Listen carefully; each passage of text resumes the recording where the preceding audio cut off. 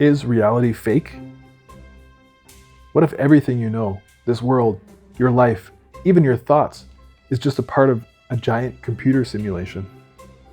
It sounds like science fiction, maybe something straight out of the Matrix, but some brilliant minds think it's highly possible.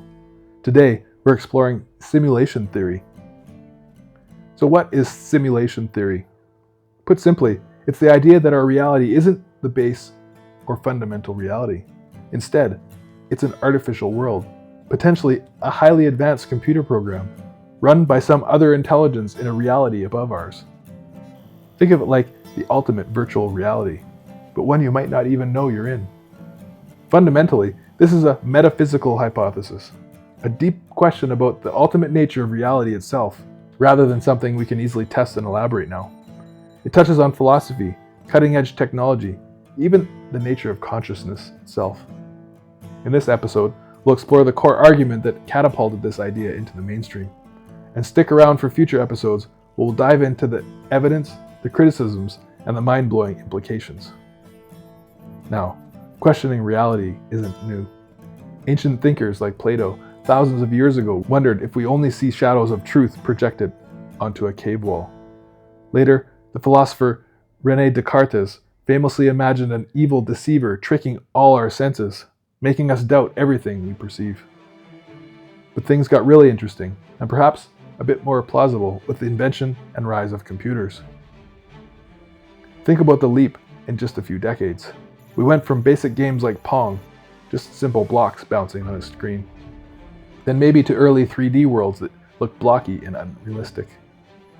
Now to video games today, with graphics so realistic, the lighting, the textures, the physics, they can sometimes fool the eye.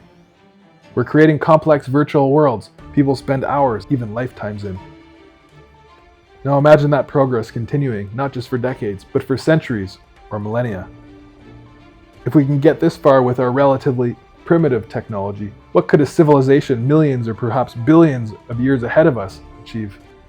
Could they create simulations indistinguishable from reality? It's that potential for almost unimaginable technological advancement that forms the bedrock of the most famous modern argument for simulation theory. This brings us to the game changer, philosopher Nick Bostrom's simulation argument from his influential 2003 paper. Now, he didn't definitely say we're in a simulation. Instead, he presented a powerful logic puzzle, a trilemma. Bostrom argued that based on a few reasonable assumptions about the future, like the idea that consciousness could potentially run on computers, not just biological brains, something philosophers call substrate independence, and the assumption that civilizations can reach incredible levels of computing power, what he calls technological maturity. Based on these assumptions, at least one of these three possibilities holds true. The first possibility Bostrom outlines is this: civilizations like ours almost always destroy themselves before they develop the technology to run super realistic ancestor simulations of their past. Think nuclear war, pandemics, runaway AI. Basically, we don't make it that far. The second possibility is that advanced civilizations reach that godlike tech level, but they almost universally lose interest or perhaps face ethical bans on running these kinds of simulations. Maybe it's boring to them. Maybe it's seen as unethical to simulate suffering beings. Maybe they just have better things to do. And third, perhaps most discussed possibility is this: if civilizations do often reach that tech level, meaning option 1 is false, and they do run simulations, meaning option 2 is false, then the sheer number of simulated beings experiencing a reality like ours would vastly outnumber the original organic beings in the first base reality, meaning, statistically speaking, we're almost certainly living in one of these simulations right now. That's the trilemma: extinction, disinterest, or simulation. Logic dictates at least one must be the case if you accept those initial assumptions. And it's important to note, Bostrom himself didn't claim to know which one is true. He suggests we should consider all three possibilities seriously, distributing our belief among them until more evidence emerges. It's about exploring the logical consequences.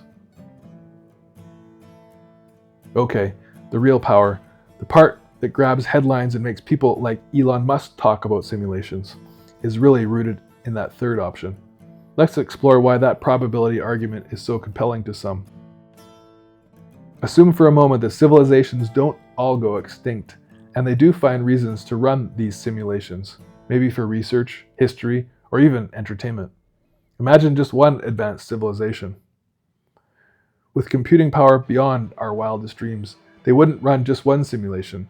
They could run thousands, millions, maybe billions, even potentially filled with conscious beings, experiencing their world, falling in love, building things, maybe even listening to podcasts.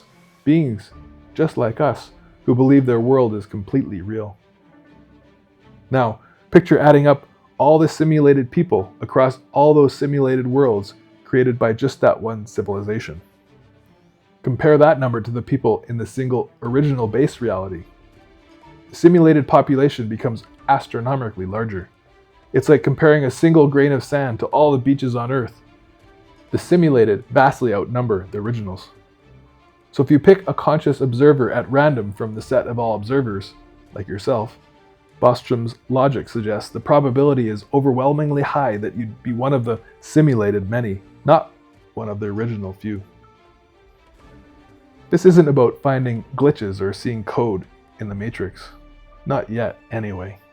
It's a purely logical argument based on extrapolating technology and probability. And that's why this isn't just dismissed as pure fantasy by everyone. It stems from this powerful deductive reasoning if those initial assumptions about technology and consciousness hold true. It provides a logical framework for considering this profound possibility. It's definitely a concept that makes you think. What's your immediate reaction to Bostrom's trilemma? Which of those three possibilities, extinction, disinterest, or simulation, feels most plausible to you right now? We'd love to hear your thoughts. Let us know in the comments below. Want to unlock the power of AI? Our free newsletter gives you the tips, trends, AI news, and tools you need to succeed. Sign up with the link in the description below. Your journey doesn't stop here. Watch our next video right here and keep building your knowledge.